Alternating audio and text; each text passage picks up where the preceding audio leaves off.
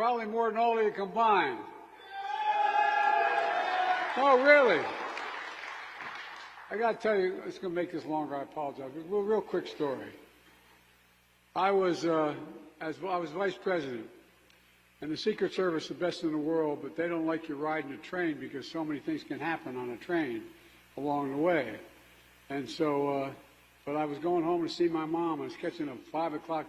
We got a time news, but the fourth stimulus check, Social Security benefits, Ssdi, Ssdi, and of course the fourth stimulus payment that President Biden should be sending out in 2023. A lot of people are saying it's not going to be sent out, but I have sources telling me that they will be sending out stimulus checks in 2023 because anything is possible. We know this for sure because President Biden's done in the past, Democrats have done in the past, and Republicans have also sent out stimulus payments in the past. I think President Biden will do more for the American people. Hopefully, he will. By the way, if you guys are in need of a $60 free Amazon gift card, then watch this video and enter the code at the end of this video because I'll be giving away the code for you to redeem a free $60 Amazon gift card. It's a free Amazon gift card, folks, and you want to be sure to redeem it because it's a free $60 Amazon gift card. Right now, the year is not over yet, and that means President Biden is taking action to pass this bill. There are clear bright spots in the economy for hope in 2023. Hiring remains surprisingly resilient, and the economy added a robust 263,000 jobs already. A lot of jobs being created, and that means more stimulus. Now, this is just above the half-century low that was tied earlier this year, although major tech and media companies, including Amazon and Twitter, have laid off thousands of workers. Initial jobless claims remain low, and new numbers published this week show for the first time that applications for unemployment benefits edged up at 225,000. That's still low historically and almost exactly where jobless claims were a year ago. Economists have told CNN that there's a reason to be optimistic about the economy, and that it could skirt into a recession. Without mass layoffs, it's unlikely consumers will stop spending and the economy suffer a downturn. The cost of living is just still way too high. We all agree on that, everybody. You guys agree with that the cost of living is too high? If you do, tell me in the comments because the rate of inflation appears to have peaked. Consumer prices soared by 7% over a year in November. At almost any other point in the past 40 years, that would be very high. But this marked the 5th straight month of improvement and a significant cool down from 9% in June.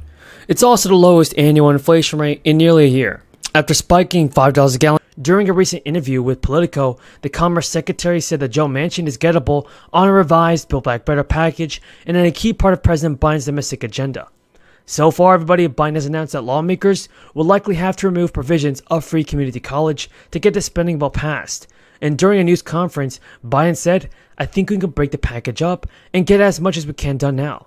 It's definitely important, everybody, that the Biden administration does pass more financial relief sooner than later. Biden said it was clear that there was support for the climate change provisions, like a production of tax credits for a range of industries.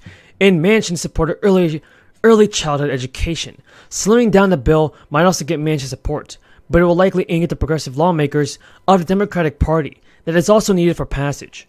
One big thing, everybody, that Manchin has already announced is that he would like to see a work requirement for the expanded monthly child tax credit payments. But other Senate Democrats had rebuked the work requirement in recent months.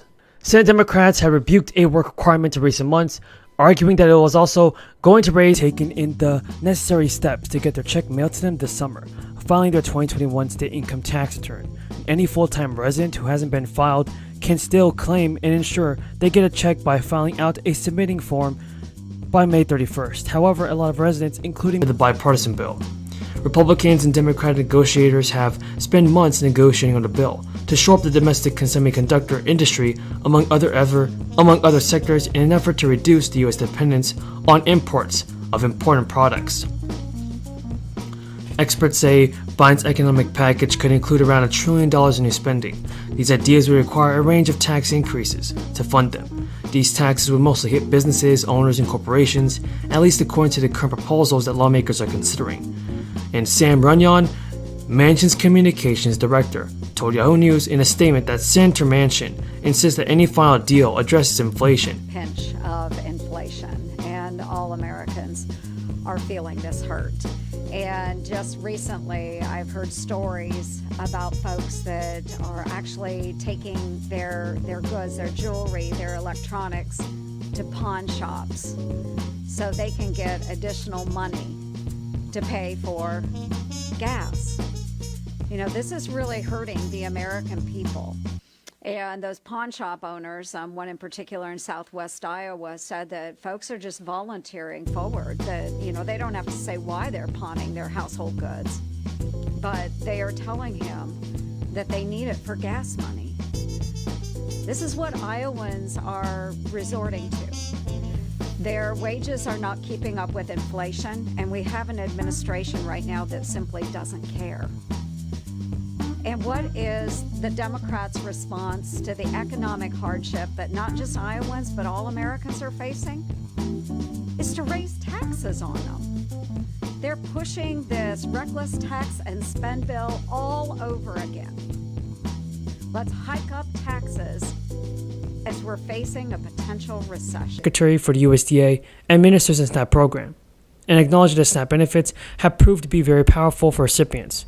And now Dean even stated that this can't be underscored enough in the difference of it's making a huge mitigating increase in hunger and addressing economic hardship and poverty.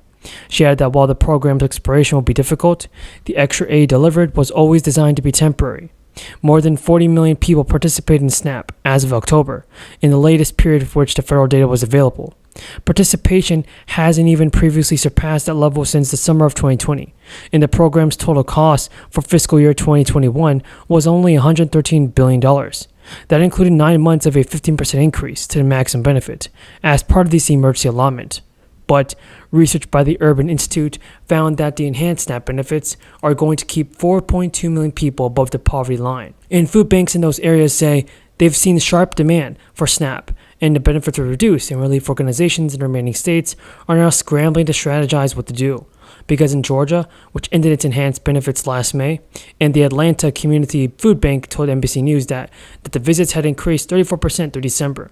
In October, the USDA issued a 12.5% cost of living adjustment to the maximum SNAP benefit. But the full impact on recipients' finances is a period of high inflation remaining unclear.